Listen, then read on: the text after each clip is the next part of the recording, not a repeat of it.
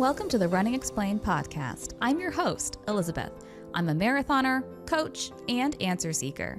When I first started running at the age of 29, I had so many questions and what felt like nowhere to turn to for answers. And now I'm here to answer all your running questions about anything that you might want to know.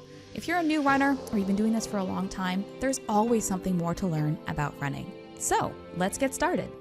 Hey everyone, welcome to episode 2 of season 3 of the Running Explained podcast. I am Elizabeth. I'm super excited that you are here because this week's episode is awesome. My guests this week are the doctors of run, well, two of the doctors of running, Matt Klein and Nathan Brown, and we are talking about Supershoes.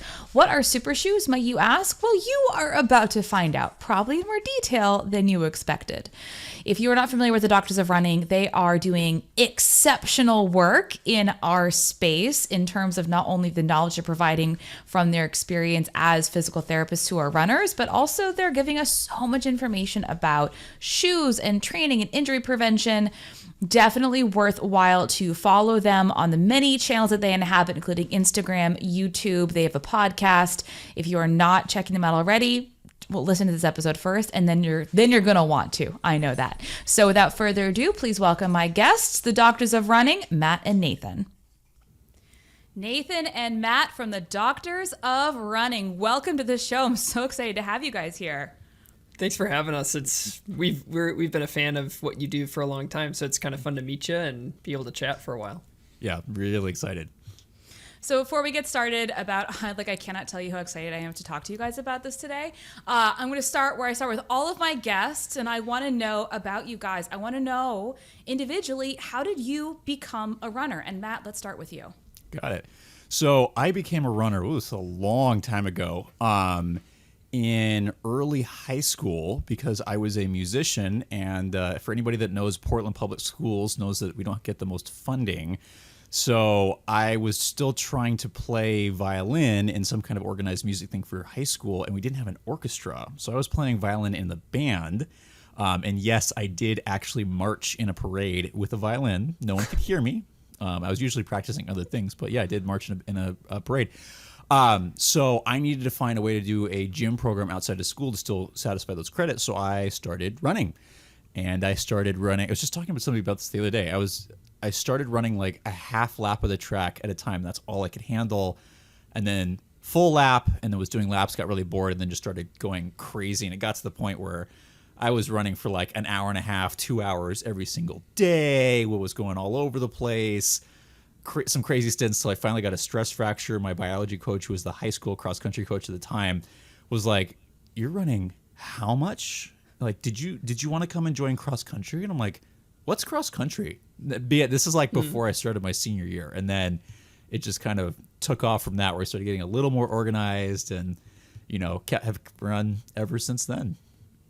I can imagine, as an adult now, looking back, that coach was like, "I found one." Yeah. And his aerobic base is excellent. Yes. Unfortunately, his resilience to speed training wasn't so hot, so multiple IT band injuries, which did motivate me to become a PT. So that it fed into that, going, how do I fix this and keep this obsession ongoing? So your origin story in a nutshell. Yep. I love it. Yep. Nathan, how about you? Yeah, I didn't really start running until a little bit later. When I got to college, I was just looking for ways to stay healthy and take steps away from studying and all that kind of stuff. And my sister had recently ran a marathon, and I was like, that's cool. My sister's a pretty cool person. So I started picking up running just kind of recreationally in college. And that was in kind of similar to Matt. There was parts of getting into running, and also that like coincided with my education, my coursework that I was doing in my undergraduate that helped kind of field me towards physical therapy as a profession, and then specializing into running. So started running then, and now I've just been running ever since. I've never been super good at it, quote unquote, or super competitive in any ways, but it's been a lot of fun, and it's been a way to be healthy. And I like competition. It's like board games and stuff is great, and running gives me a little competition outage for even just against myself. So it's a really fun sport. So how did the Doctors of Running happen? How did that come together? This is a whole good... Nathan, do you want me to take this? You can start it. It's your baby. Yeah, it started in fragments of it started before this. So in college and even a little before that, because I was always been a very inquisitive person, asked way too many questions. I used to drive my coaches and everybody else nuts. And so when I started running and I was like, hey, I'm getting these injuries, like, let me look into this a little bit more. So I obviously started looking into footwear because it's the major tool that we use in running. And I started going, well, I'm hearing these things. This doesn't make sense. So I started working at running stores, trying to learn everything I could. And big thank you to Rob Finnegan and Dave Sobolesk at Fit Right Northwest, which no longer exists. I got to learn all kinds of stuff, but had more questions. So while I was in college, started talking to people like Pete Larson were nice enough from Run Blogger were nice to like respond back, and had some thoughts and things I was learning. People were like, you should share this. I'm like, nah, no one would listen to this. Why would I do that? So as I went to went to PT school, I was no longer working in running stores. So all the deals on shoes were starting to dry up. So I was still running 100 miles a week at that point. It was competitive and I was burning through shoes. So I'm like, well, I'm burning through shoes. So I might as well just write my thoughts up on it. And this started as Kleinruns DPT, my like second semesters of first year of PT school. And I was like, no one's ever going to read this. This is just my way to practice my thoughts and writing. And it did start because I wanted free shoes. Like I wanted to be like Run Blogger. I wanted free stuff. Then I was like, that's going to be so cool. And it just for so long seemed like it was never going to happen. Then all of a sudden I won a pair of Skechers shoes at a race and reviewed it, and Skechers reached out and they're like, hey, can we send you some stuff? And I'm like, this is not going to last. And of course they kept doing it. I kept reviewing stuff. Things kind of went up and down like this, trying to do it by myself. And then I was very lucky to meet some wonderful people. Nathan was one of the major ones where I was doing a fellowship program and we were in the same course with Dr. Chris Powers. And I was talking about this stuff and he was very knowledgeable and I was really impressed. And I was like, hey, I got a question.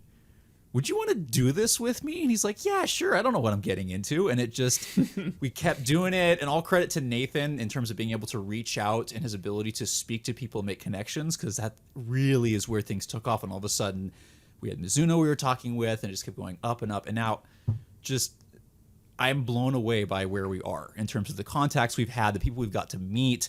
We've sat in on meetings with people that I used to like geek over. I'm like, oh, that person's so cool. They work here. And then we're sitting in a meeting doing like advisement on footwear development. And I'm like, so it's been a really cool journey. And again, the whole purpose of this started as an educational tool, because I had questions going, I don't understand what I'm putting on my feet. I'm trying to learn about this. There's a lot of confusion. And no offense to the footwear marketers out there. I know I kind of rag on them all the time, but there's just, it doesn't always match what the shoe feels like because people are so different. So the goal is, as an educational platform, to educate people about the art and the science of what they're putting on their feet, because highly individual, and we want to help people with that. So that's what it's continued as. And you guys are such an unbelievable resource. Mm. And somebody asked me, they're like, oh, can you start reviewing shoes? I was like, first of all, I don't want to. Second of all, I could never do it as well as you guys do. And so that's like, we all have our own lane. I'm like, I'm not even going to try, because I look on your site. Like I just bought a couple new pairs of shoes, and I was like, I wonder what the doctors of running have to say about these shoe models. And, to be able to have that resource that is, in as much as it can be, an unbiased opinion from people who actually know what they're talking about. They're not trying to sell you shoes because they're, selling ad space in Runner's World. They're not telling you these shoes are amazing even when they suck because they happen to have a deal with this one specific brand, you know. And I think be able, like, the sheer amount of shoes that you have gotten to review and give your opinion on is just like, it's truly such an amazing resource. Yeah. Thank you. I think for us, the topic of bias comes up all the time in the shoe review game. Like there's a lot of different people. And I think what we try to do is a lot of what you exactly said is we try to use our background as physical therapists. We have lots of continued education in biomechanics and footwear, and foot science, and kind of what's going on with injuries and prevention, and just trying to break through some of the marketing hype that's brought into shoes. And yes, admittedly, we probably contribute to the hype in some ways because we are talking about the shoe, and that's what these companies want. But our goal in that conversation is to bring in who might this shoe work well for, who might this shoe not work well for, and why, from both a clinical background and what the research has to say about design elements of a shoe. So it's really fun to be able to do that, and hopefully the resource is what it's intended to be, and that it can help some people figure out what works best for them. And by the way, we like when Nathan says we talk about the bias stuff, we talk about that all the time. And also comes with self-checking too, because we're human beings. We're like, oh, I like this shoe or I hate this shoe. And it can be challenging, but it's something we try to reflect, which is why it's kind of good that we'll often have multiple reviewers or, have people that check and go, hey, can you just read over this really quick? And it is important because it's very easy. Bias it's inherent, right? But it's something we really try to check on. And, we warn companies going, if you send us a shoe, we're going to give you an honest opinion of it, right? If it's great, we'll say it, but we're going to say who it might work for. If it's not good, we'll still try to find if there might be a population this might work for. But at the end of the day, there's a section called recommendations on every review. So. And that bias thing I think is interesting, and just kind of like throwing this out into the world and what you guys do and kind of what I do. And I don't work with nearly as many brands as you do, but that I think it's important to acknowledge that bias can even exist, kind of separate from the product you're reviewing. Like, to work with a brand who may just communicate, like you have a better communication relationship with them, like even that can, influence your opinion of the brand in a way that you'd be like, hey, like I really like working with this brand because their rep is super chill and awesome, but this other brand, their rep is like not as chill and awesome. And then say, is that affecting how I think about what I'm reviewing? 100%. It's funny that when we talk about this stuff, both Nathan and I are in postdoctoral programs right now and talking in the research world. There's bias everywhere, and you can do your best to control it, but there are just some that you kind of have to accept and at least be aware of, and be aware of how it might affect your results, and then see if you can get better at just going, hey, can I control this better and better? So it is an ever-evolving process. I hope people don't think, oh, they've totally got this 100%. No, this is a continually growing. We do this also because we get to grow from this, and we learn just as much as listeners, viewers, readers do. So it's quite fun. It's also very challenging in a good way. What an exciting time to be doing what you're doing, though, because to our topic today, we're talking about the rise of super shoes. Yes, and there's one pair. I have some of my own pairs behind me. I have both carbon and nylon plated shoes. I'm sure you guys have like all of them plus some. Yeah, they're around. This would be super fun. So if you are listening to this episode, I would encourage you, if you're like, what are they talking about? You can now watch it on YouTube. You watch us hold up these shoes, point at them, talk at them. So we'll try to make this audio friendly, but if you want to see what we're talking about, go ahead and pop over to YouTube and watch the episode with all three of us and our pretty faces. So the rise of super shoes. Can somebody just fill us in, like every topic I feel like on this show? Let's start with some background information about what we're even talking about so we can level the playing field of knowledge before we dive into some of the more complex things we're talking about. What are we talking about when I say super shoes, and where did they come from? Nathan, do you want me to take this one, or you want to take this? I'll kick it off. So I think throughout the history of running, one of the sects of people are the ones that want to run as fast as they possibly can. And so, like Matt said earlier, one of the main tools for us as runners is our shoes. And so throughout running history, the goal has been to create a shoe that allows you to perform at your top level. How can you design a shoe to be able to run as fast or as far as you can in the shortest amount of time? And throughout earlier than 2017, a lot of the strategy was to create as light of a shoe as possible with as little under your foot as possible that would still carry you through something like a marathon. And so you'd get these very low stacked and really lightweight shoes. Then there was a shoe company that kind of broke the mold with this and said, we're going to try it a very different way. And that was Nike. Most people have heard of this shoe, is the Nike Vaporfly 4%. And that was kind of the first quote unquote super shoe that came into existence. And what happened with that shoe is, instead of just being really light through having a little bit of amount of foam and as little of an upper as possible, what they did is they found a foam compound that was extremely lightweight, extremely resilient. We'll probably get into foam stuff later, and had certain shaping and stiffness that allowed the runner to have a lighter shoe on their foot, while it gave actually a little bit more back to the runner in terms of quote unquote energy return, which is a whole other buzzword. And so super shoes if we break them down into kind of like a definition, usually they have three components. One is the type of foam and the amount of it. Two is the what's called longitudinal bending stiffness, so like the amount of stiffness in the shoe. A lot of times that's done through a carbon fiber plate. And the third thing is the geometry, and so the shaping of the shoe. So I would say that's kind of like what is a super shoe is these very high stacked, but very high stacked meaning lots of foam underneath your foot, very lightweight, relatively stiff and curved in a certain way to try to improve the running economy or ability to run as fast and far as you possibly can. And I want to add on to that for the listeners that running economy really means efficiency. It does not necessarily mean speed. That the term and how they test this is what metabolically, how efficient are you? Are you saving energy? Are you able to maintain it? Are you able to maintain your pace for longer? That's what they're looking at, not necessarily all out speed. So it's an important differentiation.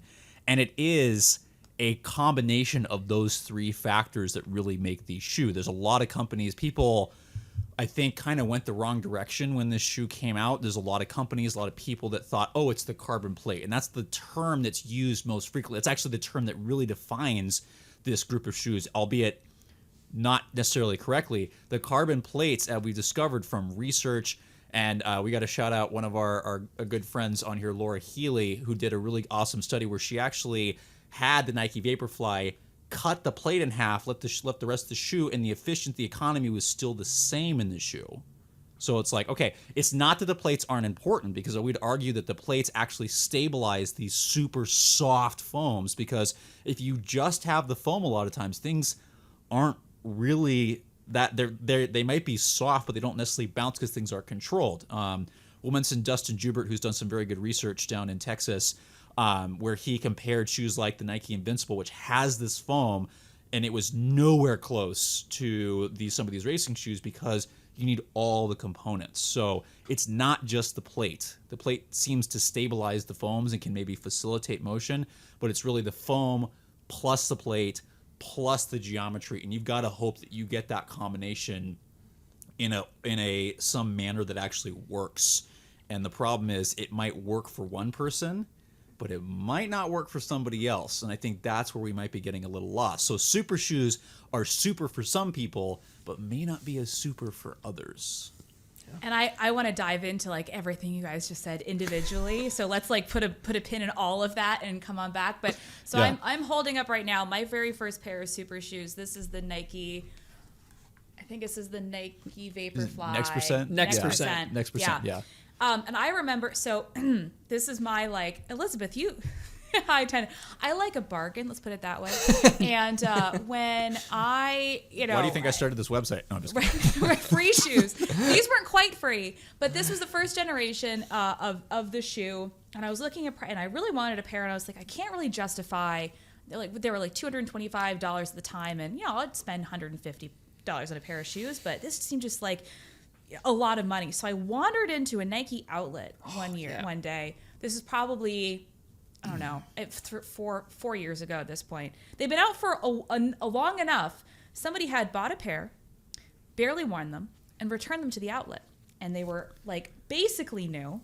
And I got them for $130. Yes. Back in they're just still a deal these days. But Matt, what are you going to say? I'm going to reveal one of my secrets that's going to get ruined is that I am also a person, I hate spending full price on things. I occasionally will, and the rest of the team makes fun of me because there's been 2 instances where I actually went all out and spent probably double what the shoe was worth on StockX just to get it on my feet. And both, the first time was actually for the shoe you're holding. I managed to get a pair super early and get a review out before anybody else, which is great. The second time was with the original Adios Pro, which didn't work out so well because the original versions were not like the rest of them, and it didn't work.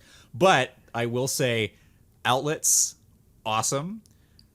I'm going to ruin this. eBay is the other thing that I hunt on, and poor Nathan and the rest of the team will suddenly find shoes that show up on their doorstep from random people, and they're like, where is this? Oh, Matt found something on eBay in my size. And now aren't you worried about counterfeits on eBay?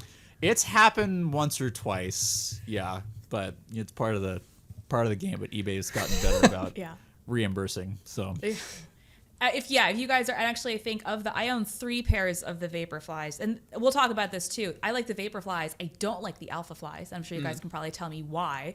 But I've gotten 2 of those 3 pairs at outlets. Yeah. So when I first put on this pair of shoes that I'm holding right here, this first generation carbon plated shoe, 2 things struck me. It was very high, like the stack height. I felt like I was on platforms, and it was very, I call it marshmallowy. It was very soft. And I'm used to it now, but I think back about the very first time I put this pair of shoes on, it was so foreign because it was so unlike anything that I had run in before. I wasn't even sure. I was like, is this how it's supposed to feel? Right. And yes, apparently that was. Right. Yeah, I think. So, yeah, go ahead. Because I want to talk about the foam, I think is where we head into this next. Because obviously the plate is important, but the foam is where it all started. And that marshmallowy quality is from the foam. Yeah, I think that there's a couple to bring us all on the same page in terms of like terminology. I think there are 2 terms that are really helpful when it comes to foam, and those are compliance and resilience. So when you step down or put pressure through a foam, the amount that foam compresses under your foot is called compliance. And then resilience refers to the term that when you relieve that pressure from the shoe, it's how much percentage of that compliance comes back. So if it went let's say it compressed 3 inches and then it returned 3 inches, that would be 100% resilience. And the compliance would be, this isn't how the terms are actually used, but it would be 3 inches for the sake of the kind of conversation. And so what they found with these shoes when they went to a new foam compound, so Matt, I'll let you go into the types, but they found that the properties within ZoomX foam, which is called Pebax foam, have a very high compliance combined with a very high resilience. And so that marshmallowy kind of feeling, and then when you start running, for me it feels almost like trampoline like too, where it almost is like really bouncing off of the ground. That's due to those components of compliance and resilience. Matt, maybe you could talk about like EVA versus, I don't know if that's a good place to go with this. That is a good place because people need to realize that different foams have different properties, and we are now seeing some stuff start to blend. Like so big stuff for the many years, the traditional foam that was in running shoes was EVA. Please, it's like ethyl, that don't vinyl make me say the full acetate. thing. Yeah, there's a reason we call it EVA. So EVA, and then there's also TPU, and the most common place that people will know TPU from is from the Adidas Boost.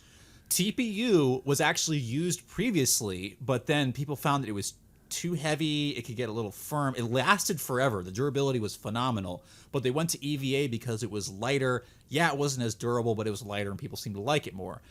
The problem with those foams is they tend to be kind of set in, as Nathan mentioned, the compliance and resiliency, at least until recently. So when a couple companies, Nike's not the only one that was experimenting with this, but Nike was the first one to kind of get it to the market. When they got this, what's called a PBA foam out. Pebax is the company, although Pebax is typically what a lot of these they will put it as that name. Where they found this, like as Nathan said, they were able to expand it and put it into different ways that it just feels so bouncy, but it's still insanely light. Like in the past, if you wanted a shoe that soft, it had to be a ton. Like Hoka had to have a ton of EVA foam underfoot, and had to have sometimes a little thinner density. It would just compress, but it wasn't always very light. The original Hokas were pretty heavy, right? They're like 11 ounces, the original Bondis. But that's where the PBA foams went in a totally different direction, and they were doing studies. So Ian Hunter and Hookhammer and all these original studies that came out in 2019, when they finally got their hands on pairs of Nike Vaporflies, found that the resiliency levels, the I don't want to say energy return because I'm trying to be very careful with that term. Was it, Nathan? Was it energy return that they used? The percentage? Resilience was the big thing. Resilience is the better term. Like that bounce, how much you got back. The EVA and the TPU were like in the 60s and low 70s, and then in terms of percentage of how much the foam bounced back, but the PBA was like 85, 86, 87%. It was just like magnitudes above this, and they're like, oh wow, this is really intense. These foams are very soft, but they're also still bouncing back and giving us this foam back. The crazy thing now is we're getting foams out there that are in the 90s, 95%. So we're getting there. So the challenge with that, I don't know if you want to go there, is yes, as you mentioned, you're like, you get that like baby deer feeling, and you're just like, what am I putting my feet in? And what you have to realize is it's not just the shoe, it's your body, because a shoe is basically the inner space between your body and the ground, right? It's like it translates things. As you get a softer shoe, it kind of impairs some of those senses, which isn't necessarily bad for everyone, but you have to learn how to use these. It's like, okay, well, I can't feel the ground as much. Everything's compressing a lot. What else do I have to do? What do I how am I going to use this to get through my running gait? And so certain people seem to adapt really well, others maybe not. And so these are not magic tools, right? These are very cool things. They have a lot of like resiliency, and they tend to bounce back a lot. But as you mentioned, you kind of got to you have to get used to them, right? You're like, is this supposed to be like this? It's because there's really never been anything on the market like it, except maybe one of those like bouncy houses things you went to as a kid, or maybe you went to as an adult, I don't know. But yeah, you're just not used to putting that on as a shoe. I also think that it's important, a PIBA-based shoe or a foam is not going to feel like another PIBA-based shoe or foam. Like you can make the same foam can have very different properties from each other. So you might have something like the Saucony Endorphin Pro, which has a certain type of Pebax foam. And then you might have the Next Percent from Nike, and they have very different feelings to them because the foam is created with different levels of resiliency and compliance. Combined with the geometry and the stiffening agents in the shoe. So foam is a foam, but it can take many different forms and look very different. Right. So the magic in the chemistry and some of the design elements is a very closely guarded secret for these companies, because for the longest time, nobody really got close to what Nike was doing. And now people are catching up, and they're definitely not going to share the details going, oh, how did you do that? No, I'm not telling, right? And so you can, like Nathan said, you can have that foam, but how it's utilized and how it's designed varies significantly. And I think other companies are trying to catch up. And they haven't had a lot of companies using TPU and EVA have tried using more expanded stuff, or like nitrogen infused EVA where they kind of bubble it up, and it's just not the same. It seems like the PIBA foams in whatever form seem to have better resiliency than any of the other stuff that we've seen so far. That's truly fascinating. And if anybody wants to go down an even deeper rabbit hole and learn more about like how they actually make these foams, that I encourage you to do that, because it is really cool. Yeah. But I think actually what you just said answered my question, because from my personal experience, my first ever shoe was this Nike one, but every other shoe in my rotation at the time was a Saucony shoe. So when Saucony finally came out with their Endorphin Pro, I was like, oh, hallelujah. A Saucony version of my Nike shoe. Put it on, bought it, put it on, totally different shoe. Like if I hadn't known what this shoe was, I would never have pegged it as a high-level performance plated shoe. Right. And it's not that it has worked very well for a lot of people, right? Absolutely. Have you tried the version 3 yet? Yes, I have. It did not work for me. I think their foot person, past couple models of Sauconys have not worked for my foot. Fit-wise, mainly? Yeah. That'll happen. That'll happen. And that's why it's so good. There's so many different options now, so you can find something that works for you. But again, the original Endorphin Pro was different. Yes, it was using a PIBA foam, but it really didn't have the same bounce. It was more of this rolling rockered shoe, but the geometry was what really took over of those three components. And yeah, it worked for a lot of people that didn't tend to like that bounce or like unstable feeling in the Vaporfly. But if you look at the economy measurements overall, yeah, the Vaporfly was still a little bit ahead. It just, different strokes for different folks. So let's talk. So we have these three elements. We have the foam, we have the plate, we have the geometry. Let's talk about the plate. Because I think this is, like you said, a lot of people think the performance benefit, the performance boost solely comes from the plate. Oh, carbon plate, that must be like wearing a pogo stick on my feet. And you're saying that's not the role that the plate plays. No. Nathan, you mind if I take this? Yeah, you go. So ironically, some of the early research on that came from the shoe you were just holding up. And actually, did I see a Saucony Endorphin Speed behind you as well? Yeah, I have two versions of the Speed. I have the originals and I have the 3s. So some of the original research from McLeod et al., which actually involved one of Saucony's elite athletes, Jared Ward, who has the benefit of being both elite athlete and a PhD as well. The difference between the Saucony Endorphin Pro and the Speed came from the research when they found that the Pro has this very stiff carbon plate. The Speed has a little bit, still stiff, but a little bit more flexible nylon plate. That came about because they realized that just because you put a super stiff plate in a shoe doesn't mean it's going to work for everyone. And that's because different people respond to different levels of stiffnesses. And there's an optimal amount that each person tends to benefit from. The super geeky side has to do with the fact that the angle of the plate and the flexibility has to line up with your big toe joint and all that kind of stuff. But not every stiffness works for each person. And so as they kind of started diving deeper, you got, again, Laura Healy's study when they cut the plate and they're like, oh, the economy didn't change.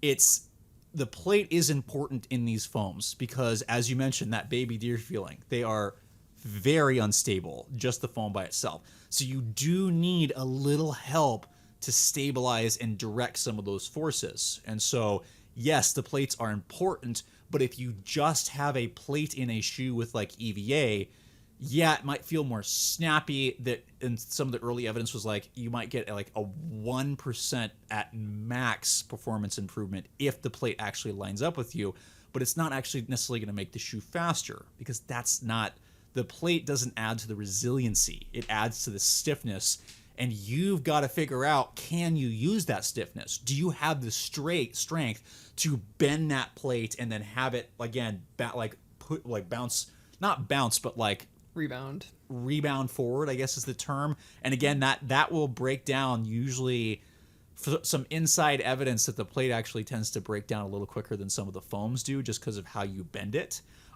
That's not confirmed. That's just some thoughts from some industry insiders who mentioned that. But again, it's really there to stabilize the foam and, if done right, to facilitate motion. That's why some of the plates that have a curve in them tend to do a lot better than the really flat plates or the low ones because it's facilitating how you roll through the gait cycle. I think maybe one little piece of background information that we kind of like skipped over quickly is that the first Nike shoe is called the Nike 4%. And it was called the 4% because this study that was done by Hookhammer found that the average running economy benefit was 4% in runners who were running pretty quickly.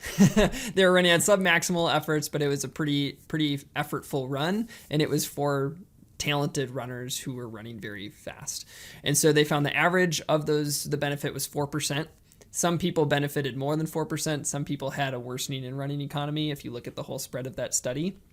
But like, let's just take that 4% for what it is, and then Matt kind of referenced only 1% at max of that benefit seemed to be attributed to the plate itself. So you're really not getting all of that much benefit from it, which, from a slightly nerdy sidestep, a shoe that came out last year was the ASICS Super Blast. And it's a shoe that worked for a lot of us, and it costs a lot of money. I think value is a big conversation when it comes to super shoes. And like, I have a whole shtick on like, do we talk too much about super shoes? Even though I'm in this, like, I review them and stuff. I think that there's this idea that we all need a super shoe, and we don't. But I think, so the Super Blast came out, it cost, I think, $220, but there's no carbon plate. And people's issue with the price was that there's no carbon plate. But what you have is a lot of stack of their PIBA based foam, or it's a nylon foam. They don't tell us exactly what it is. But the shoe that also has this is the Metaspeed Sky, which in this one of the studies that compared all the different super shoes, it performed second best across the study to the Alpha Fly. And so it was right up there. So you're really getting the meat and potatoes of the shoe, and because of how much stack there is, and they put a stiffening agent through a stiffer EVA, you still get a relatively stiff shoe. So, you know, the carbon plate isn't all that special, I think, is where it comes down to.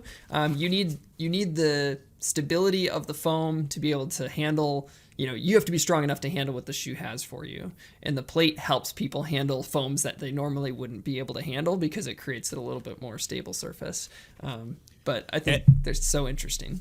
And people are expanding beyond the whole carbon fiber. I know that was the sexy term, but more companies are, Mizuno's usually using the carbon mixed with fiberglass plates and the expansion. So again, remember the plates, regardless of what they are, their function is to stiffen stiffen up the shoe. And companies are starting to figure out there's other ways you can do that. The Superblast is a great example. There's no plate, but that I could have sworn there was something in there because that thing is so stiff. It's not going to bend. But again, it's how do you stabilize these soft foams?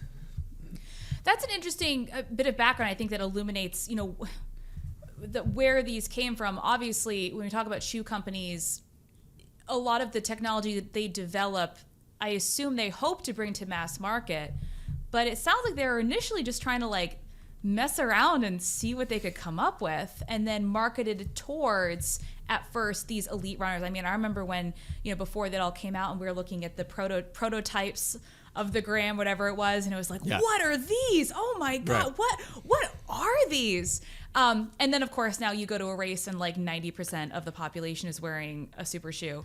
Right. I ran Chicago last year and I looked around and I was like, cha-ching, cha-ching, cha-ching, cha-ching. And I was wearing a pair too, right? Yep, I did too. Yeah.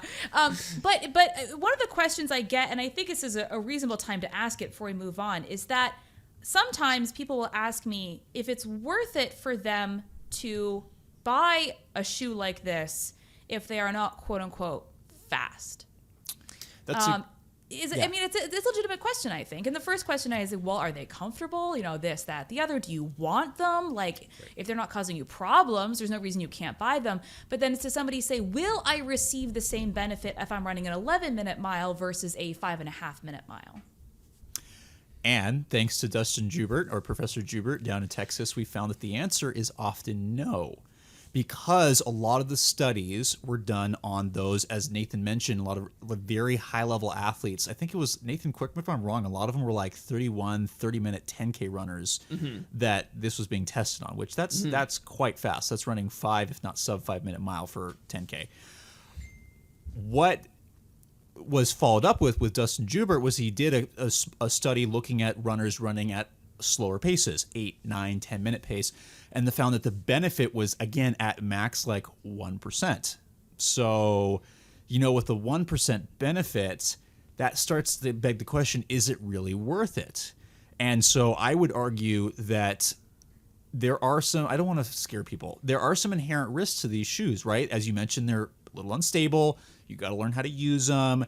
They don't give you free energy, right? You got to learn how to control that motion. So for runners running at slower paces, I don't want people to think, no, you can't run in them. If they're comfortable, I love this shoe and I'm comfortable running, I'm training for this race and I've been comfortable getting to the distance, I'm good, go for it. But if you're somebody who's going, I really like my Asics Nimbus, or I really like my Saucony Ride, or I really like this traditional daily training shoe, which, by the way, are starting to get some of these elements, so you may not be able to escape this.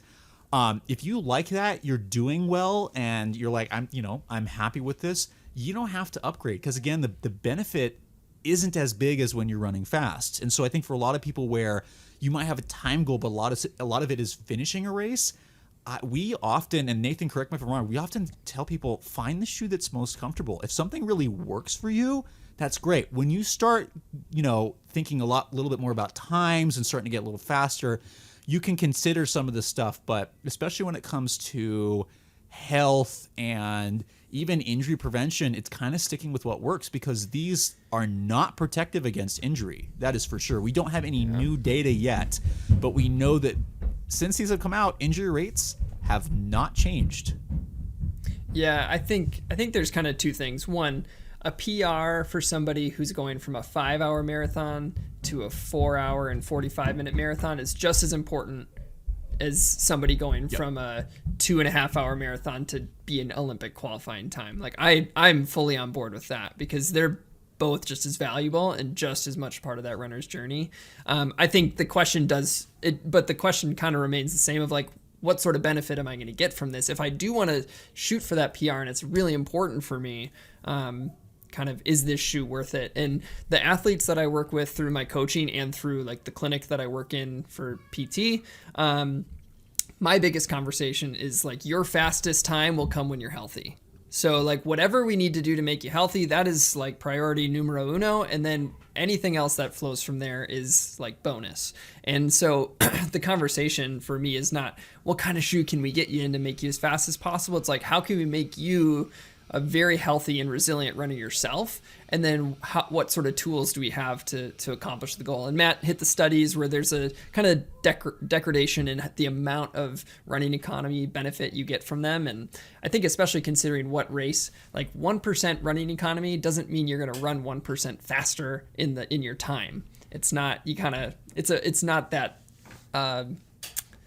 that equation doesn't kind of flow out like that. Yeah, these aren't performance improvements when we do the studies. This is a running economy. So you have runners hooked up to lab equipment measuring gas exchange, and they're doing lactate level, like all this stuff. We're not saying, oh, you're going to run.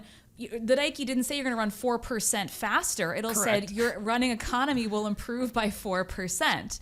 And I think that's I want to say that the marketing magic is maybe that wasn't communicated as openly as it could have been, but I understand why. And then it got taken out of context, like, oh, you're going to be 4% faster or 8% faster. Hey, it's all about the plate. And it's kind of it went off on these tangential things. Like, no, that's not how that works, unfortunately. And it's weird if you don't sleep the night before, if you don't fuel during the race or anything, it's weird. You still don't perform better, even if you're wearing these shoes. It's odd. Still trying to figure it out. Well, I want to talk about the geometry because I think that's really where I wanted to talk about.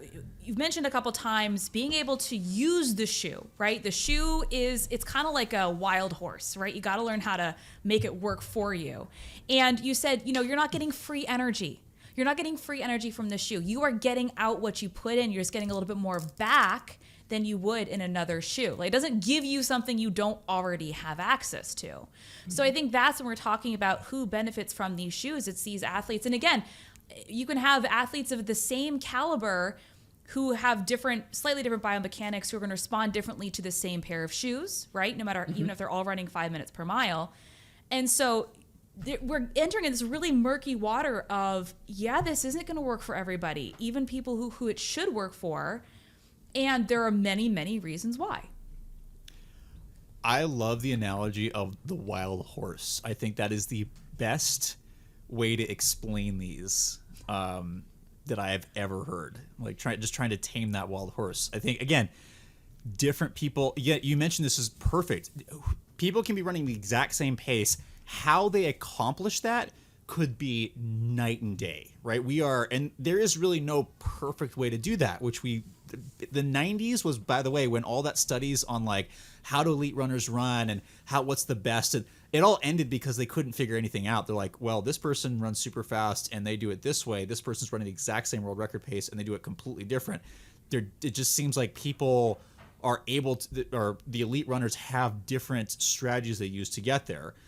That's where things get a little murky we started talking about running form, and there's like, is there a perfect running form? And the answer is, we don't know.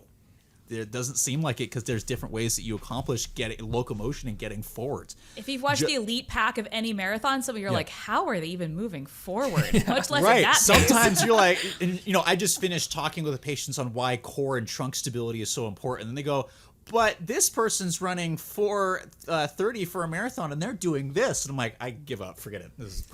No, but the answer is it just depends on a lot of different factors. So how you hit the ground, that geometry is going to vary with each person. So the thing with these shoes, though, is with these very tall amounts of foam, the very stiff parts under the shoe, at the plate, it's going to change how you get over the ground. Normally, and we're not trying to promote the barefoot stuff, certain people do well with that, certain people don't, but if you're walking or running barefoot, you have a couple mechanisms in your foot that naturally kind of keep you forward, right? You've got a curved heel, you've got your ankle, which rolls forwards, and then you've got these toe joints that normally extend so you can roll off them. It's these very nice, efficient mechanisms called the rockers of the foot and ankle. And so each one of these helps maintain forward momentum. If you have a super stiff shoe, and a tall one at that, it kind of modifies how they work, or sometimes even takes them away. So you have to make sure the geometry of the shoe actually matches what that person needs. So a lot of these shoes will have, you know, these big things we talk about called rockers, where you got this curved heel and the curved forefoot, and the bottom seems to be rockered. You've got to be able to maintain this stuff, and where you put each one of those, the angle that you're at, where it starts, can totally depend. And then you've now got shoes like the Wave Rebellion Pro that has these kind of extra cutouts, and the heel seems like it's missing, and that is working for certain people. And it's like, it depends on where you land, how you roll. But again, the geometry is really important as part of that.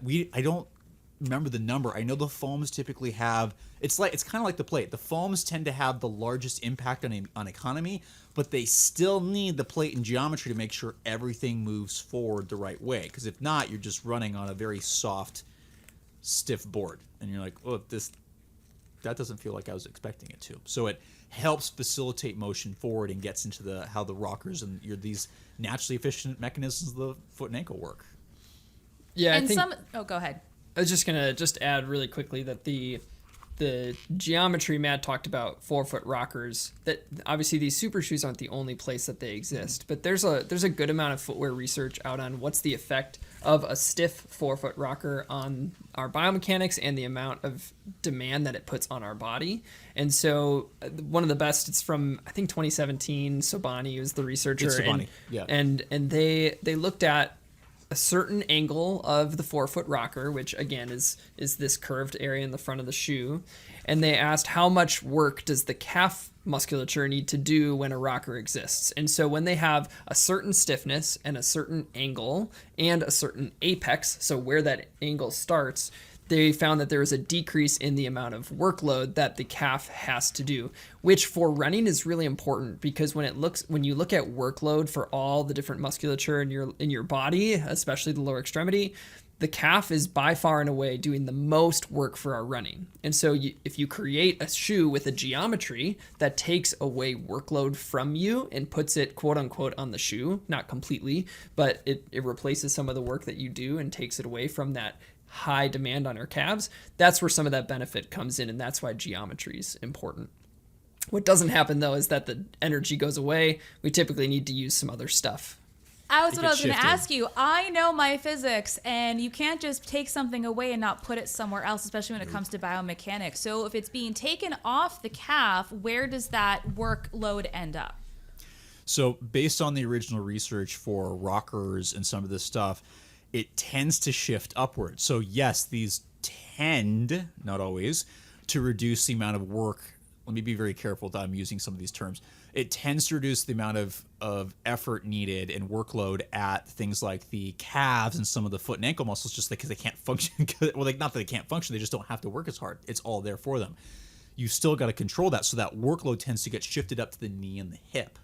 So you've got to still, despite the super soft shoes, you got to be able to shock absorb and stabilize more. You don't push off with the calf as much. You got to push off somewhere else. That usually requires a little more workload from hamstring and glute. So anecdotally, you will see that athletes will typically tend to experience some more hamstring soreness and hamstring issues with this, just because they're having to pull and use stuff different. So that baby deer feeling you were experiencing is going, your body's trying to figure out, well, I can't use this thing, so what else do I have to use to try to get forwards? I also know for me personally, like when I'm racing in a pair of super shoes, I have to be hyper aware of my ankle strength during that training cycle, or else I'm going to be in real pain during my race. Yeah, and when that's you the thing. waggled those shoes at me. And when you say ankle, you mean the outsides of your ankle, the muscles that span down the outside, right? Yes. Yeah. Yep. And that's because, so I said most of the time it decreases the work, at least front to back, usually side to side, because these foams are so soft and the stack height, so the height of the sole is so soft, you have to work harder to control this stuff. So we've seen that, yes, and again, not any research on this yet, but anecdotally, you'll still get people going, you told me that this was going to decrease the work on my calf and you to have an Achilles problem. And I'm like, that's because the Achilles is sensitive to a lot of extra motion side to side, right? Or, hey, my post hip, these other muscles that help control the side to side motion got irritated. It's like, there's no such thing as free energy. They're super soft and there's more compression, which means there's now more motion. You really have to work on your balance, your ankle stability to control that. It's the wild horse analogy is great, right? It might be able to take you for a ride, but you better make sure you can control it or you're going to get, they're going to terrify people if I say this shoe's going to throw you off. Well, in the running world, throwing you off is that you hurt yourself. Yeah. Right. That's fair.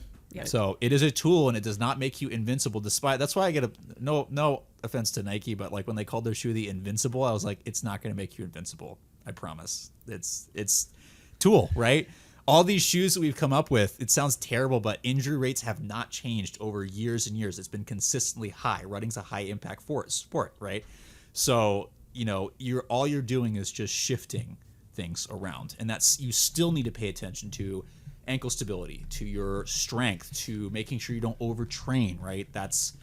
You can't ignore the body. These are not invincible tools. I think the marketing has been so good industry-wide because every shoe company is now trying to sell their own version or multiple versions of these types of shoes. You must see this more than I do, but needing to convince people that these are not daily trainers. These are not shoes that you wear every day, even if you rotate multiple pairs.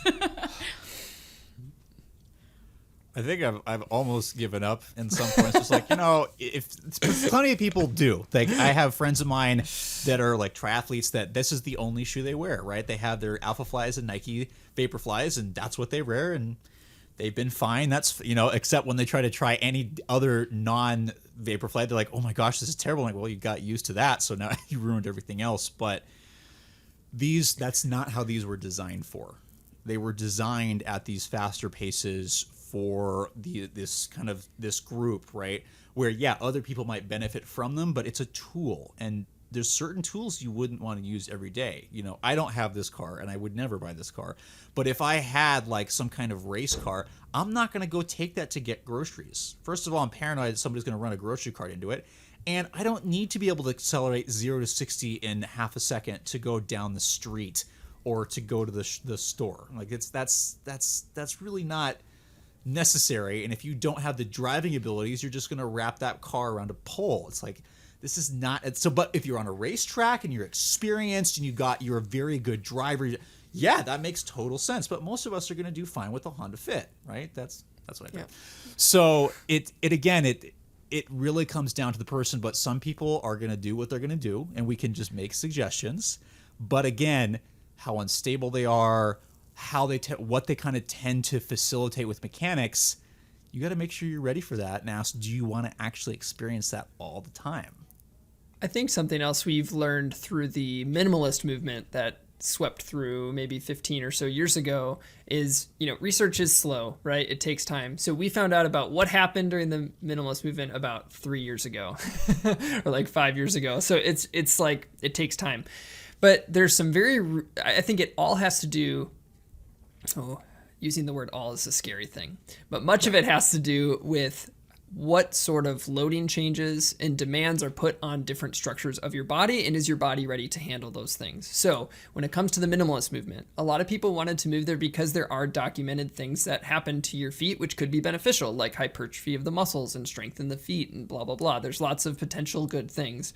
However, when you switch to something that changes the demand on your body that it's not ready for, you get, as we saw with that movement, very high incidence of stress reactions and stress fractures in the feet and in the tibia, just because people's bodies weren't ready for the impact forces, which are different than the forces you get in a maximalist shoe. Not that it takes away stress, it just changes what is being stressed. So that's why I think clinically we're seeing things like hip flexor and hamstring strains. We don't have documentation of that yet from a research perspective because it's going to take time to be able to get that sort of data.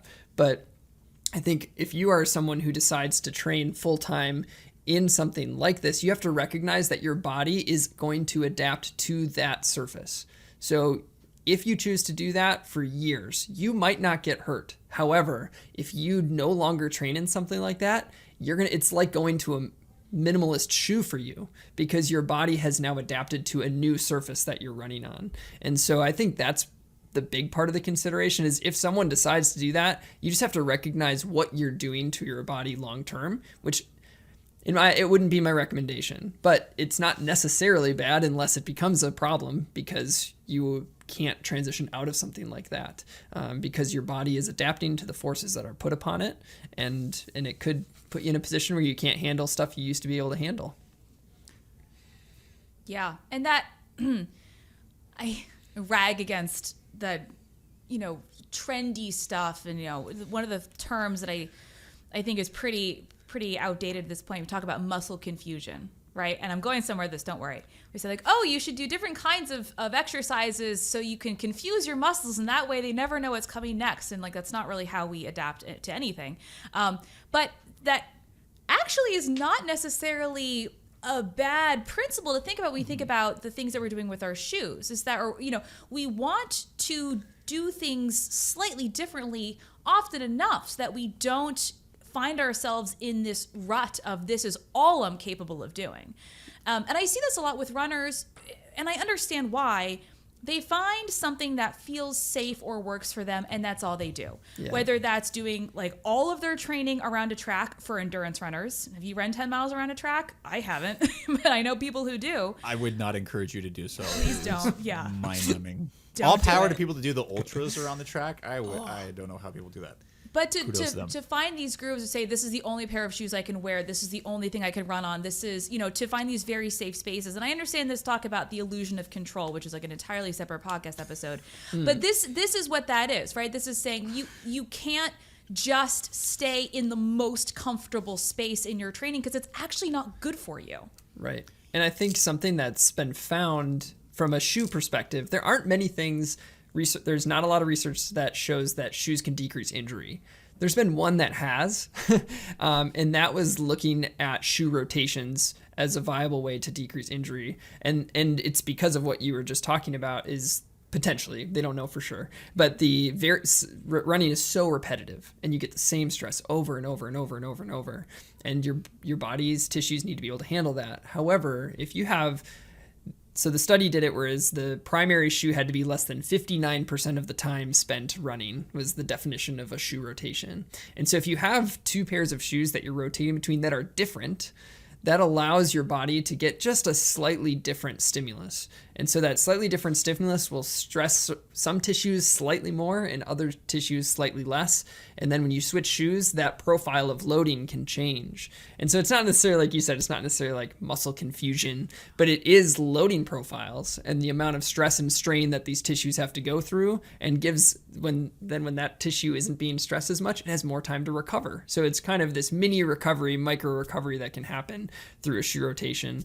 And it was we should also say this study was retrospective in nature, which means you can't like perfectly apply everything, but it does give some idea and gives us a picture into how we could use shoes as tools and not just getting so comfortable with one thing. Knowing also that having enough capital on the front end to buy two pairs of shoes isn't feasible for everybody. Like I think that's a very true thing, and it's not a silver bullet either. Yeah, we do understand that even though we are based on the evidence that having more than one pair of shoe being different can be helpful and may reduce injuries in with certain individuals. That said, it may not be feasible with everyone. So we understand, hey, if you all you can afford is one shoe, totally understand. And please remember, these things aren't these magic bullets, right? You still got to think about smart training, not overtraining, that kind of stuff. It is interesting though that those comments have been made, but people ask us all the time, like, "Hey, what shoe's going to keep me healthy?" I'm like, shoes don't prevent injuries. They cause There's them. not a single shoe that's ever been found to prevent injuries. That's not a thing. All we've got thus far for preventing injuries is strength training, and then having a shoe rotation may do it. But outside of that, there's a lot of other factors. It's not And just appropriate that simple. periodized training. I mean, to be honest, Yeah. if there was a shoe that prevented injuries, they would have marketed it 10 times as much as they marketed the Vaporflies. Like when those Right. came out, all I heard about was the Nike Vaporflies. If they found a shoe that prevented injuries, that would be the only thing any of us would be talking about for a year. Right. Yep. So you guys have tried a whole bunch of different pairs of these types of shoes. Do you have any broad brush kind of impressions about, well, let me ask you, I want to know what you guys personally like. You're like my favorite pair, but patterns that you've seen in which brand or model tends to be more appropriate for a certain type of runner, or it really is like you got to go in and try it on and go for a run. That is a very, very good question. And you can be anecdotal. I'm not looking for, you don't need to cite anything. It's okay. The problem is there's nothing to cite. Yeah, that's the challenge with that question. That's a good question. It's easy to start with what I like. So when we have this luxury of testing all of them, right? So we've had a bunch of them, and the one that I raced my most recent marathon in was the Endorphin Pro 2. And right now, if I were to be Why do you like it? I want to know, why do you like it? Yeah, so for me, running in the Vaporfly for me feels so, I just feel unstable in it, where I get to 10, 13, 15 miles and I'm feeling, my ankles feel tired. And so I just wasn't fit enough to feel comfortable in them. And for the Endorphin Pro, the plate combination with the foam that's much firmer, I just felt safe on the platform, and that I would be able to not have to worry about it and not be afraid that at mile 24 things would fall apart because of the shoe. I just wanted something that I felt like really comfortable in. So I think that for me, the higher static drop, so that's measured statically, so it's 8 millimeter drop, that works well with my mechanics versus something like the Alpha Fly, which is only 4 millimeter drop, or the Metaspeed Sky, which is only 5 millimeter drop. With the way that I land, I felt like I was trying to climb out of those shoes, and I almost felt like my calves had to work extra. Something like this, I just felt like it just kept rolling me forward. So, and I think that has to do with how I load my shoes and the way that I land. I think that was what led me down that road, but it was mostly just a feeling of safety and just felt more effortless.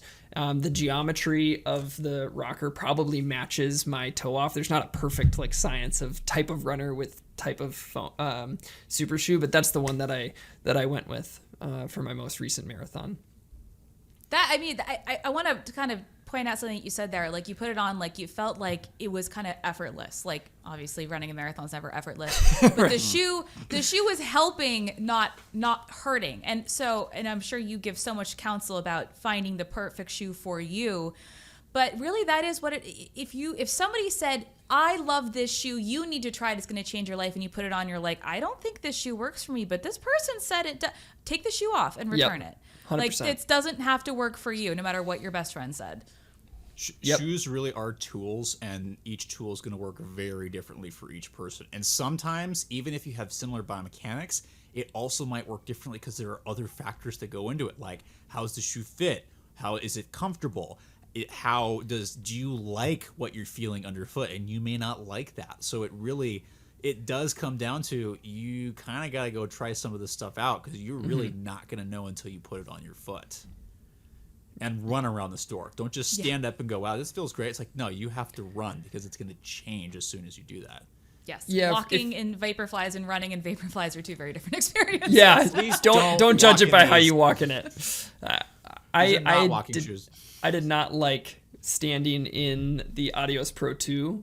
I was like, this thing's the worst. Yeah. And then I ran in it, and I was like, I ran my best 5-mile race in that shoe, because it feels so different standing or walking versus running. That's a big deal. And I would say if you're choosing to go invest in one of these shoes that costs a lot of money, there are plenty of places that have amazing return policies because they care for runners. So they give 90-day return policies, meaning go run in it as much as you want, and if you genuinely don't like it, we will take it back.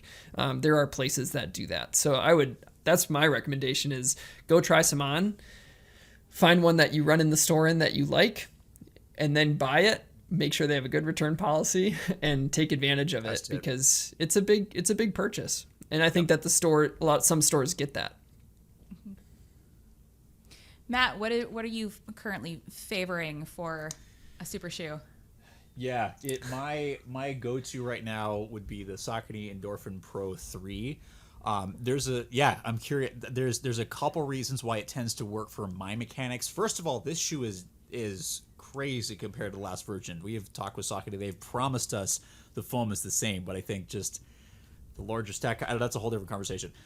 It tends to work really well for me for a couple reasons. One, for people that have listened or watched Dr. Johnny, you know I talk about some of the stable components. So while it is super soft, it's not a stability shoe. There's some elements that just make it work a little better for mechanics. So having a little bit wider in the midfoot being spread out, some sidewalls that kind of tend to help me guide forward a little bit more is why I tend to gravitate toward this shoe. The other reason is that I, having raced in college, tend to have that kind of like spike mindset where I want something a little more snug. So for me, I still have enough room, but it kind of snugs down on me in a way that I feel secure and it disappears off my foot. Not everybody likes that snug feeling though. Some people need a little bit more room. So that's kind of what's working for me, but I will never assume, as you mentioned, I'm never going to assume I like this, everybody else should like it. I'm going to go, this shoe is really soft and bouncy. It took me probably 20 miles to get used to that. And I was like, what is this? It does tend to, some of these elements do work for my mechanics of my foot. It might not work very well for others, right? I tend to have very strong hips and knees. I need to work on my ankles. This tends to shift work further up that way. So if you have some hip and knee issues, this may or may not be something that works for you, right? It's super bouncy and soft. If you like a little bit firmer, it might not work for you, right? So there's these different elements that go, just because I like it doesn't mean everybody else is. And I'd encourage people to just not, unless you know your mechanics are like mine, which I'm sorry if they are. I'm just kidding.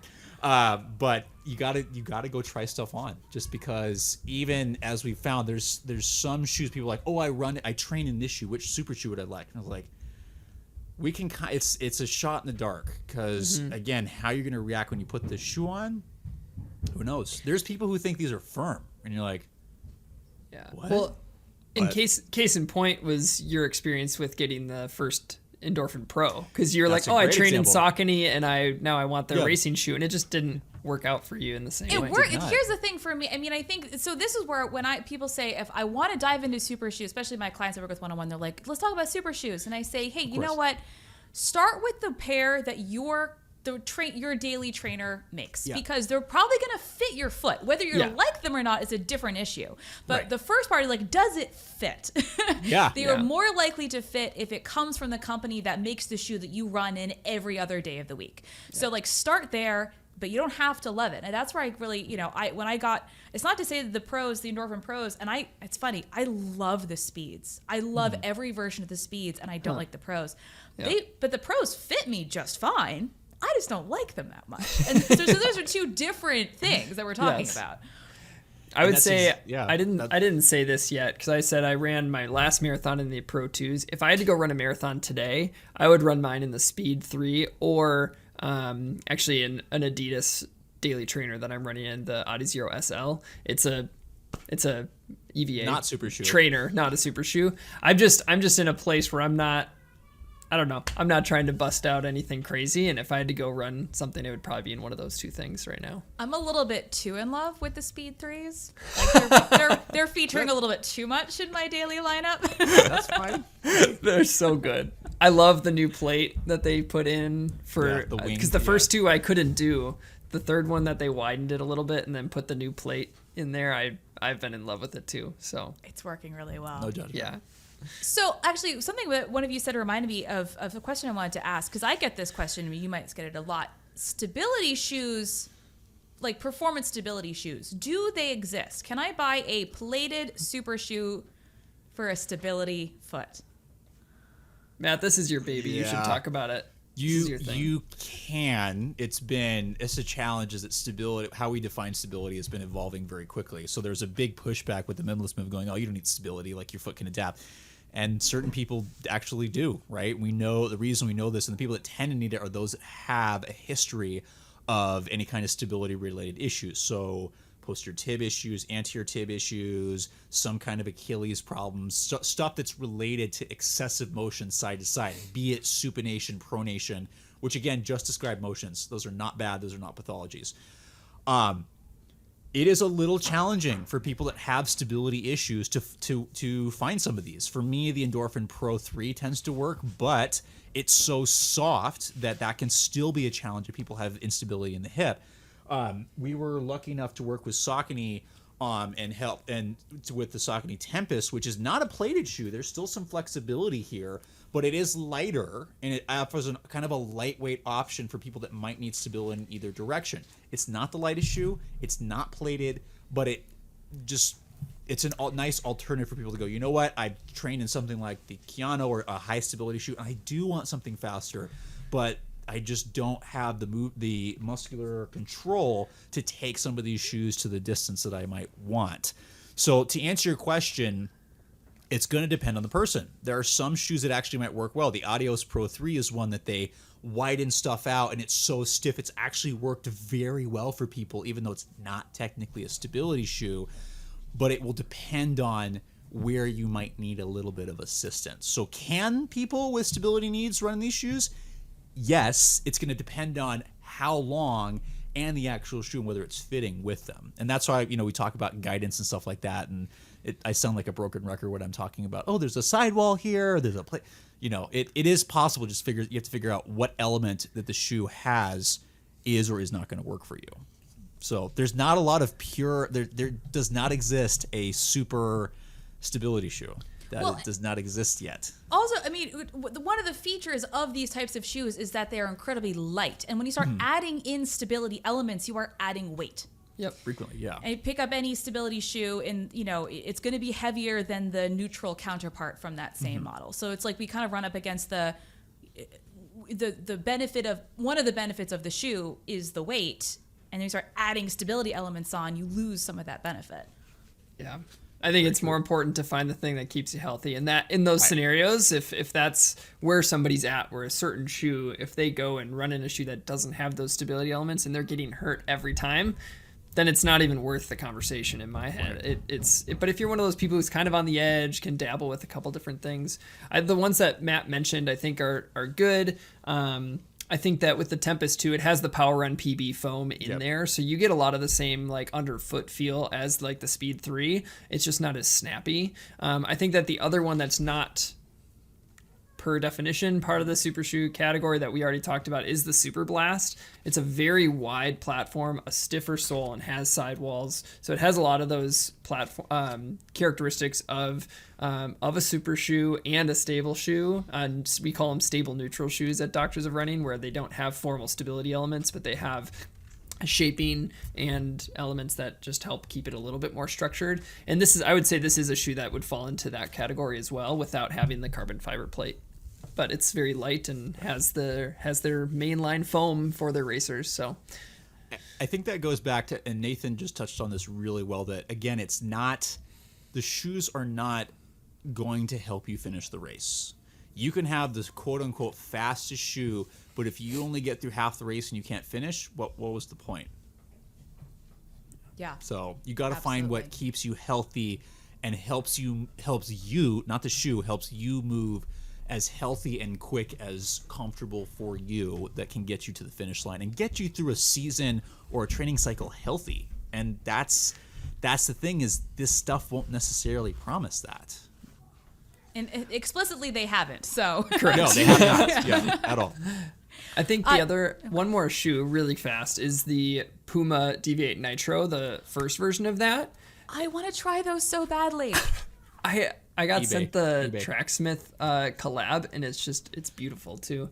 But what's nice about this shoe has a lot more ground feel. We haven't talked about that kind of like subjective concept, but this one feels like you're more connected with the ground than some of the other ones out there. So although it's not the widest platform or anything, it doesn't feel as high and wobbly, and it is a little bit lower stack, but it's a really nice shoe. Obviously Molly did fine in it for the Olympics. She did okay. She did okay. Two questions I want to ask as we're wrapping up here. Without revealing any proprietary secrets or violating any NDAs, is there any technology that you are excited that's coming down the pipe and what the companies that you might work with are tinkering with? Nathan, can we talk about that shoe or not yet? Depends on when this episode is released, so it's probably safer to not. Yeah, don't get yourselves in trouble. Okay, You got can be very vague too. I'll be very vague. I think the fact that companies are continuing, yes, geometries. I mean, this shoe is already out, so this kind of stuff was really cool. It doesn't necessarily work for everybody, but just Not me. what people. And what shoe is that? The black and white. This is the Mizuno Wave Rebellion Pro. It looks so cool. Just what they're doing, some of the cutouts. That's going to work well for some people, not so well for others. I think the fact that while we had the initial PIBA foams and some of that stuff that were like really cool and made some big changes, companies are still starting to experiment. And I mentioned that, you know, the original resiliency measures for the Vaporfly were like 85, 87%. We've got companies that are messing with stuff that's now above 95% and above. So that's what I think I'm really excited about, is to see what these companies do now with these foams. But I think they have a better understanding going, well, if this is super unstable, we're not going to be able to, nobody's going to be able to use this. So I still think it's the combination of factors, but seeing what they do with the foams and how they control them is what I'm most fascinated with in terms of what's going to be coming. Yeah, and I think I'm excited too about, there's conversations going on, and it's an easy question to pull out from the research, like the McLeod study that saw that different people did better with different types of stiffness. And I think there are shoe companies who have awesome research labs that don't tell us anything but do a lot of research to develop their shoes. Like, they're doing stuff to figure out what is it about certain types of runners that helps them run more quickly or not. And I think that as that gets fleshed out to some extent, I'm excited to see kind of where that comes on. But I know that those are conversations that are happening, is how do we tune a shoe to different speeds or to different landing patterns or whatever. So I do think that those are interesting things that we might see pop up at some point. Yeah, like this year, next year, where are we, 2023? I don't know if we have even that much information. It's just I don't think we do. Yeah. No. Yeah. We know the It's conversations are. We know the conversations are happening. We know that even on that, like ASICS was trying that with like the whole stride versus cadence thing, with the Metaspeed Edge and the Metaspeed Sky, and so we know these conversations are happening. When they'll be ready, that no idea. That's a great question, but we're not hiding stuff. We just legitimately have no idea. There's some fun shoes coming out this year, though. That's for sure. All right, so actually I lied. I had 3 more questions. So one down. My second question, I forgot to slot this in early in our conversation because you mentioned it early about the plate degrading. Mm-hmm. We used when these shoes first started coming out, they basically said if you look at them wrong, they're going to disintegrate. Wear them for a few miles as possible.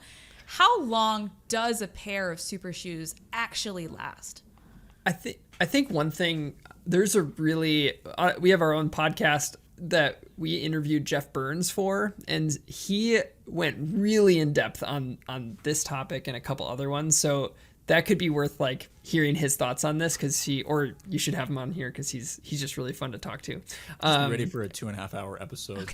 Yeah, he's awesome. Rich Roll style. Awesome. We'll be here all day. Yeah, he is awesome. But one of the things that they talked about, so I think one of the confusing terms is resilience, because resilience sometimes can make it sound like durability, but that's not what resilience refers towards. Resilience is, again, how much the foam returns to its normal state. The durability is how long does that resilience stay. And when you're looking just like in a lab at P-backs or PIBA foams, though the durability of that resilience is actually higher than EVA shoes. And so that's kind of a crazy thing. Doesn't mean the shoe is going to necessarily last longer because of other elements of the shoe, but from a foam perspective, it should maintain its properties longer than the properties of something like EVA. And that logically makes sense because the molecular structure of the foam is more organized, and like that's why it has the properties it does, which makes sense that it lasts longer. So it's not meaning the shoe's going to last longer, but there are other factors. Matt, what do you want to add to that question? Just no matter how super it is, doesn't mean I'm not going to rip the heel off. Yeah, that's the thing with these is, yes, so the durability of the foams tends to be higher in terms of the fact that like the resilience, stuff like that. But you have to factor in other things like how do you hit the ground? Are you going to shred that sole? So I've had certain shoes that last much longer than trainers for me, but I've had other ones that I will blow through in like 30 miles, which has happened a couple times. So again, I wouldn't say that these are, I gotta be careful with that. you're going to have to be a little careful because you've added other elements beyond what we really understand with durability. Like there's been durability studies with more traditional shoes, EVA, stuff like that. We really don't know with this. And so some of the older stuff was you might need to change your so there is some evidence to suggest that all running shoes, or this was done years ago before these foams, that EVA shoes all break down at 100 miles. After that, how long the shoe lasts for you is how well can you compensate and hold on. So some people might be able to get 1,000, other people are going to get like 150, right? So that's that whole like 300 to 500 mile durability thing really varies a lot. So a lot of people might get that, but not everyone. With these shoes, the fact that they are so soft, this is theoretical. You just have to realize that yes, the foam might still be hanging around, but not everybody's going to be able to maintain it because you're going to start wearing your unique signature into the shoe. And the problem is the more you wear it, right, the more it's going to exacerbate whatever odd movement patterns you have. So just be a little cautious where the sole still might be intact. That doesn't mean the shoe is necessarily not broken down. I'm sure as a coach you have recommendations for your athletes in terms of how much to run in a shoe before a race that you're going to race in and all that stuff. I think for us at Doctors of Running, we typically recommend getting about 50 miles in, even on like a super shoe, and including maybe 2 long runs or something like that to get miles on it, make sure that your body's agreeing with the shoe over a longer period of time. That's typically kind of how we go. And then in terms of lifetime, I think from an anecdotal perspective, I'm seeing like 150 to 200 miles before those shoes kind of like die out, both for me and like the athletes that I work with. So but that's, I mean, it's going to vary so much, but I think that there's more life on these than we thought there was. It's not like you're going to get one 5K or marathon out of these things and then you're done. You can probably get a really good amount of races out of these shoes, multiple marathons, multiple half marathons, and even more 5 and 10Ks. So I think there's a lot of life in them in comparison to what we used to think. Mm-hmm. And my last question, as we are like running out the clock on our recording, I'm gonna hit you with a big question, but I think it's probably something that you likely already have formed opinions on. And this is a question about where is the line when it comes to technology and like, I'll phrase it in the question I typically get on Instagram. Using these types of shoes is cheating. And like, I think this is probably a hugely philosophical, debate and gray area. It can be this, could be that. But, where do you come down on the role that technology plays in enhancing our performance in a sport and versus when it comes to crossing a line where it's basically cheating? I think everyone's going to have probably a slightly different opinion on this. So I'm actually curious what your answer is on that too. I remember when I was in high school in the band, our band instructor asked us, like, there's this app that plays the trumpet. Like, is that considered playing the trumpet? And everyone was like, no, you're not creating the sound. He's like, well, you have to like control the sound. You have to be able to press the buttons. You have to, and he just kind of kept pushing that idea of there's a lot still on the person creating the sound behind this app. So then when is an electric guitar a guitar? Because the amp is what's making the music for you, all this kind of stuff, and you're distorting sounds and all that kind of thing. And I think for me, where I come down on this is that's somewhere where this shoe technology kind of comes into light, where I think currently with what we're seeing, the runner still, you can't just go run a marathon because, you've never ran a marathon, but or going out for a 10-mile run, but you can put on this shoe and run a marathon. You're gonna have to train just as much to be able to run a marathon. And so I don't think that anything we're seeing currently is coming into a realm of cheating, especially if it's genuinely accessible to people. I do think price is prohibitive for a lot of folks, and that is something that I struggle with. But I think that the nature of our sport is one in which like most people aren't going out there to make money. Like most people are going out in a race for themselves or for some kind of cause that they're like pushing forward through their training and maybe raising money for something. And I think that's what's the beauty of our sport. So I think it's for 99% of runners, like who cares what the shoe technology has that's in it? And, even like the Super Blast is technically not legal because of the stack height and that kind of thing for that, but it's not legal for people who want to be Olympic qualifiers, right? So, or win certain sanctioned races. So I haven't seen anything close to cheating yet, but if they give it wheels and a motor, I would call those shoes cheating. I would totally go with Nathan on this. Is that you're still, again, these shoes don't provide free energy. That's the thing. It's not pushing you more. It's all about, and again, it's not universal for everyone. Some people do well, some people don't. What's been interesting, and I've seen that comment going, oh, it's cheating, and so a lot of older individuals who, back in my day, I wonder what I could have run with that. And it's like, I don't know if you would have run any faster, because yes, we are seeing some improvements in time, but that takes away from the progressions of our understanding of training, of nutrition, of other components that have really all pushed that. And if, you look at the elite American women are doing phenomenal, right? Across the board, just pulling down records, but not everybody is. The American guys really are not running any faster than they did 15, 20 years ago. In fact, they actually might be running a little slower. So there's kind of been a wrong direction. We're heading yeah. in So it's like, yeah. Is everybody getting better? Yeah, some are, some are not, right? There's also other factors that are going into this. So I don't think this is cheating, especially because it's a tool, and there's some very important things you have to work on for this tool. I just like it because for the first time in years, we're seeing just a crazy amount of development in footwear, and people are asking better questions. And I like that. They're asking, what is actually happening? Is this actually making us faster? Which sounds like no. For some people, it might allow to be able to push more, but it's not necessarily making you faster.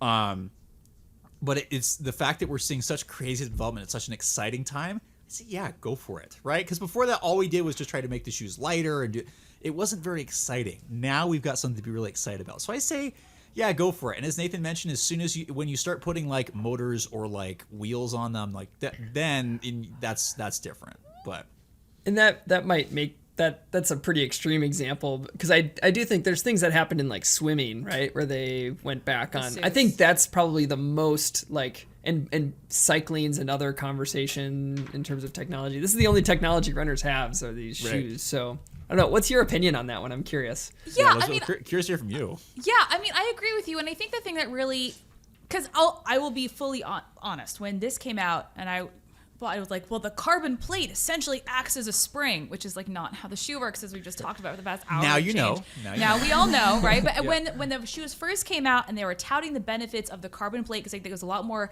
accessible to market this as a carbon plate shoe rather than like, we found about foam, and the foam is amazing, people.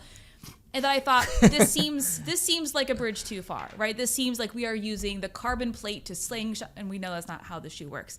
And then reading about some of the research that we have been able to do in the last 5 years or so, what has really struck me is, as we've been mentioning throughout the entirety of this episode, is the extreme variation in response rates between athletes of the same caliber to the same shoe. And for me, this is no different than an athlete who has a specific metabolic profile where they are able to clear lactate more efficiently just because genetically they were born that way, or they have higher mitochondrial density, or they actually perform extremely well in warm conditions where another athlete might not. So this is, I think, one of many things that can influence your performance. I like to wear these shoes. They're fun. I love the technology, the development, the money we're putting into this thing is amazing. But it's not like we're seeing, like, still haven't been 10 guys under 2 hours, right? We're not seeing these records. Yes, they're falling more recently. I would argue that's more about the fact that people got a break from racing to actually train without racing for a couple years because of COVID. Yeah. Right. Totally. So it's nothing to do with the shoes. It's everything to do with the fact that people didn't have to go out and pay their bills by racing 5-6 times a year, and they could just work on their training. So it's like one of the things that we went through in my head at the very beginning of this episode, we're talking about the research and just the sheer quantity of variables that there are when it talks about trying to quantify this thing. It's such a Herculean task to look at a runner and say, you, the person with all of these variables going on that are changing at any given time, and then point to this one as the cause. Like, that's practically impossible. And I know that the researchers out there are doing the best they can to control for a lot of these variables, but, you know, it's not like the shoes are helping. They're not the difference maker when it comes to what we've seen in the last 5 years. And that's all I really need to see to convince me of what, you know, you guys are saying as well. Right. It's the same thing. We tend to have a very singular focus. Right now, people are focusing on the plate, and then they're like, oh, wait, it's the whole shoe. Before that, they were focusing on foot strike. Before that, it was this and that. And it's like, you got to think of all the factors. I think the biggest thing, another reason is, you know what? A lot of people have fun. These are fun, right? A lot of people have fun. And if having a pair of these makes it more fun to get out and be more active and run or do whatever activity you want, why not, right? Just be aware of the fact that it's not going to make you invincible, that you still have to be smart with your body in terms of training and other variables like that. But if it makes it fun, it makes it more enjoyable to get out there and go run or race or whatever, that's fine. What? No, don't complain about it, right? These are cool. I think something that you said that resonates really heavily with me is that if it was really cheating, the first step would be that everyone got better across the board. I think that is a really nice starting spot. It's like I have a 3 and a 5-year-old at home, so I'm playing a lot of Trouble these days. Like if I had the rule where I could hit the button 6 times every single one turn, I'd clearly be cheating, right? But and everyone would finish Trouble more quickly. Does anyone play Trouble anymore? Do you guys know? Do you guys remember Trouble? I know it's been a while. Oh no, I know Trouble. Trouble's like the game where you have 4 pegs and there's 4 colors and you hit a popper that spins the dice for you and you have to make it around and back home. Yes. Yeah, oh my God, it's like little kid game. But if you got a bunch of rolls to everybody's 1, that's obviously going to make you better. Shoes aren't obviously making everybody better right now, and I think that's a big point that you made. And then we can point to anything where it's like advances in sport nutrition. We're saying that we should limit our carbohydrate intake because it's shown to improve performance. It's like, that's ridiculous. Yep. And then you can Your say, body's well, gonna limit it. Trust me. Right. Yeah. that I don't think people realize, because this is we've talked specifically about endurance running, but the state of the art tracks are fast surfaces. Those are faster surfaces to run on than roads. Like, where do we draw the line there, right? So it's like, these are all simply, we're talking about little add-ups here and there. It really does come down to the person, the athlete themselves. Yep. Agreed. I agree. Oh my gosh, you guys, this is awesome. fantastic. Thank you for sharing your knowledge. I hope this isn't the last time that I see you lurking around my show. Yeah, We'll come back anytime. Awesome. So, for those people who have not yet paused the episode, followed you on all your channels, and come back to finish the episode, tell us how people can get in touch with what you're doing. Social media, website, podcast. Tell us about it. Yeah, so we have a lot of outlets. We're thankful for Bach, who handles all of those. But so I would say the easiest ways to follow us are through our Instagram, which is @DoctorsOfRunning, and then we have Facebook, Twitter, LinkedIn, all following the same handle. And we also have a TikTok. There's a couple other things out there, but I would say our primary is through our Instagram and our Twitter, is our primary social outlets. Our website has the hub of all of our educational materials for footwear science, rehabilitation, and all of our shoe reviews. That's doctorsofrunning.com. And then our podcast is the Doctors of Running podcast. We are in year 2 of doing that podcast, and it's been a lot of fun. I would say when you go to our website, you're going to see a bunch of like shoe reviews and stuff. When you come to our podcast, you're going to actually hear what we do for 95% of our day, because most of our day working as physical therapists is with people and injuries and rehabilitation and training and all that. Shoes are like such a small piece of the pie, but that's where we get that outlet. So if you're looking for more of that stuff from like a PT perspective, that's the podcast. The shoe stuff and all the articles we write are on the website. Awesome. That's going to be linked in the show notes so people can find and follow you and get all the shoe content that I don't provide from you, who knows exactly what you're doing. You guys actually get, so, and like I said, somebody asked me about doing, you do shoe reviews. And I have to say, Matt, I think I had the opposite experience of you. I was like, I'm not buying all those shoes just so I can review them for strangers on the internet. So Yeah, that's fair, right? It's a lot of work, right? So again, I'm a professor, so I like sharing stuff. Like, I want others to know this, but it takes a lot of work. it does. Which you do with all your other, I mean, you're a gold mine of resource for everything. Yes. So Have to draw the line somewhere. Shoe reviews Yeah. is where I stand. Awesome. Thank you guys so much. This was so much fun. thank you. We had a blast. Thanks for having us. It was fun.